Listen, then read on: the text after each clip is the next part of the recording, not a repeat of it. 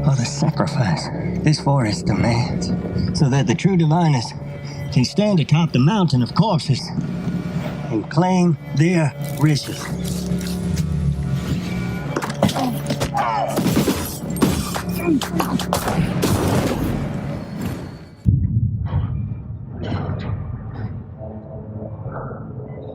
Film की शुरुआत teenage girl she और उसके पिता डेमन से होती है, जिनकी गरीब परिस्थिति देखने के बाद हमें मूवी का बैकग्राउंड मिलता है। दरअसल सी का परिवार आर्थिक तंगी से गुजर रहे होते हैं और ये वो युग है जहां इंसान अलग अलग प्लेनेट पर बसर करता है, पर सर्वाइव करने के लिए इसके लिए अच्छे पैसों की भी जरूरत पड़ती है, जो सी के परिवार के पास अब नहीं है। और मासूम सी ने अपने माँ को भी बचपन में ही खो दिया और अब सिर्फ उसके पिता ही उसकी जिंदगी में सब कुछ है। इसलिए कुछ पैसे बनाने के लिए दोनों फॉरेस्ट मून की तरफ निकले होते हैं, क्योंकि डेमन को कुछ मर्सिनरीज से पॉइजनस स्पोर से गिरा एक बेशकीमती रत्न कॉल्ड ऑरलैक उसे निकालने का कॉन्ट्रैक्ट मिला, क्योंकि डेमन इस काम में माहिर है और ऑरलैक की कीमत मार्केट में बेशकीमती है।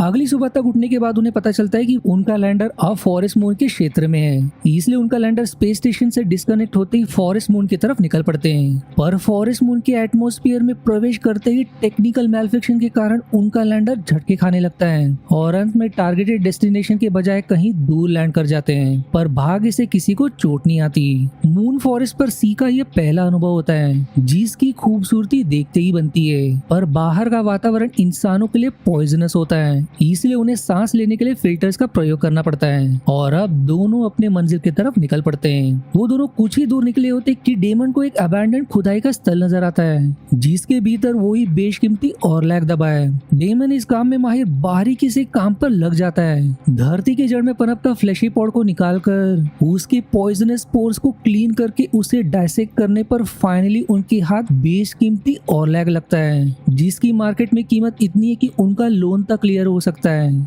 इसलिए सी रिटर्न लौटने का सुझाव देती है, पर डेमन के हिसाब से इससे उनकी जिंदगी नहीं सुधरेगी। जिस जगह से ऑरलैक हार्वेस्ट करने के लिए मर्सिनरीज ने उसे कांटेक्ट किया है वो एक क्वींस लेयर है, जहां इससे भी 5 गुना बड़े ऐसे कई बेशकीमती ऑरलैक गड़े हैं, जिनसे उनकी जिंदगी हमेशा के लिए संवर सकती है। और ये उनका आखिरी मौका है, क्योंकि इसके बाद महीनों लग जाएंगे फॉरेस्ट मून पहुंचने के लिए। इसलिए दोनों फिर से मंजिल की तरफ निकल पड़ते हैं, पर दोनों कुछ ही देर आगे बढ़ते कि डेमन को ऑरलैक की तलाश में राइवल्स उनकी तरफ बढ़ने की आहट महसूस होती है, इसलिए वो तुरंत सी को दूर छिपने का सलाह देता है।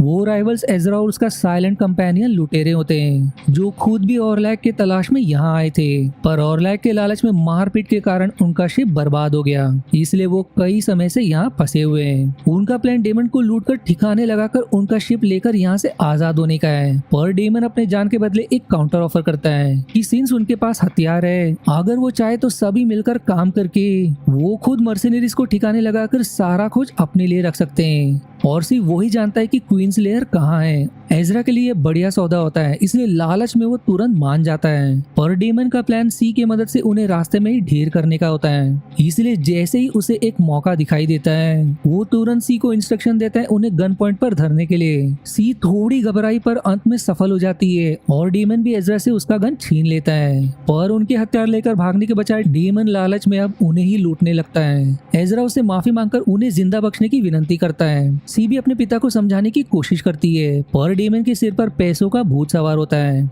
जिसकी कीमत उसे जल्दी अपने जान से गंवानी पड़ेगी, क्योंकि साइलेंट कंपेनियन के क्विक रिएक्शन में दोनों भी एक दूसरे को मार बैठते हैं। और अब सिर्फ एजरा और सी बचे। सी मौका देखकर सीधे अपने लैंडर की तरफ भाग पड़ती है। अपने पिता को खोने के बाद अब उसका इस दुनिया में कोई नहीं रहा। वो तुरंत अपने लैंडर पहुंचकर उससे भाग निकलने की कोशिश करती है, पर लैंडर शुरू होने का नाम ही नहीं लेता, यानी कि अब वो यहाँ हमेशा के लिए फंस गई।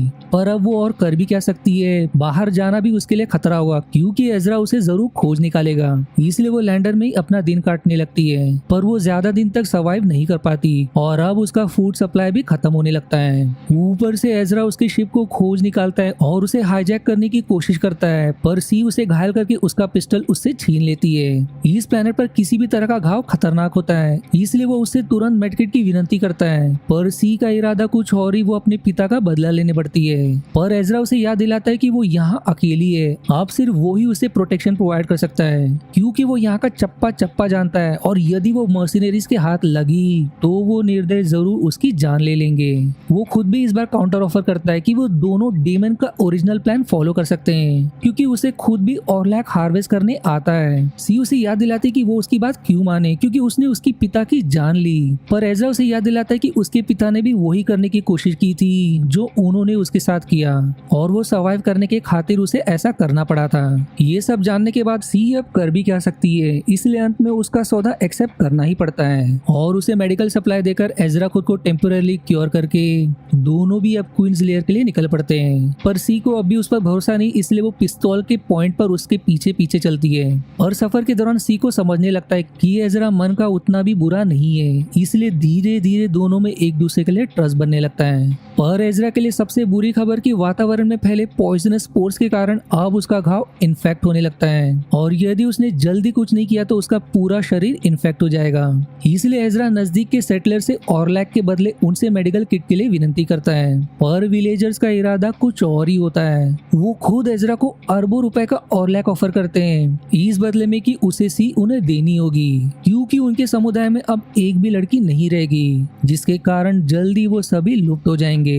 इसलिए अपने कुटुंब को जिंदा बनाए रखने के लिए उन्हें सी की जरूरत होती है, पर इससे पहले किसी उनके हाथ लगे वो तुरंत उनके चंगुल से भाग निकलती है। पर अब वो मासूम जंगल में एकदम अकेले सर्वाइव करना उसके लिए धीरे धीरे मुश्किल होने लगता है। ऊपर से उसका फिल्टर भी अब कभी भी खत्म होने वाला होता है, पर भाग्य से रास्ते में उसे एजरा मिल जाता है जो खुद भी भयंकर परिस्थिति में बेचारे को विलेजर्स ने मेडिकल सप्लाई देने से इनकार कर दिया और अब इन्फेक्शन उसके पूरी शरीर में बढ़ रहा होता है। उसे रोकने का अब एक ही चारा उसे अपना हाथ काटना होगा, जिसकी मजबूरी समझने के बाद सी उस पर तरस खाकर उसकी इसमें मदद करती है और एजरा कैसे तो दर्द को सहकर अपने एक हाथ की कुर्बानी देनी पड़ती है। अगली सुबह होते ही दोनों तुरंत अपने मंजिल की तरफ निकल पड़ते हैं। लंबे सफर के दौरान टाइम काटने के बहाने से एक दूसरे की जिंदगी की यादगार मोमेंट शेयर करने पर दोनों एक दूसरे का भरोसा जीतने लगते हैं और रात होते होते वो इवेंचुअली मर्सिनरीज कैंप पहुंच जाते हैं। पर उन्हें जरा भी भनक नहीं थी कि मर्सिनरीज डेडली हथियार से लोडेड हैं।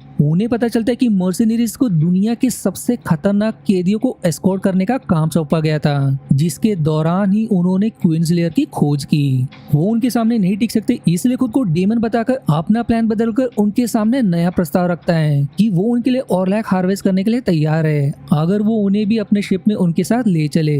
काफी बहस के बाद उनका लीडर आखिर में मान ही जाता है और अब दोनों भी बिना समय गवाए अपने काम पर लग जाते हैं। पर बिना दो हाथ के एजरा को बहुत मुश्किल होती है। वो काफी बार सबसे जरूरी टेक्निक चूक जाता है, जिसके कारण वो पॉड एक बेशकीमती ऑरलैक में बदलने से पहले ही नष्ट हो जाता है। जितने बार भी एजरा कोशिश कर ले वो कामयाब नहीं होता और अब दोनों पर ही प्रेशर बनने लगता है। इसलिए अंत में जितना भी उसने अपने पिता को देखकर सीखा, सी खुद प्रयास करने का कोशिश करती है पर वो भी सफल नहीं रहती। इसलिए जैसे ही मर्सिनरीज गार्ड अपने लीडर को उनके फेलियर की खबर देने ही बढ़ता है कि एजरा को तुरंत उसी समय उसकी जान लेनी पड़ती है, पर वो ज्यादा देर तक अपना कारनामा छिपा नहीं पाते।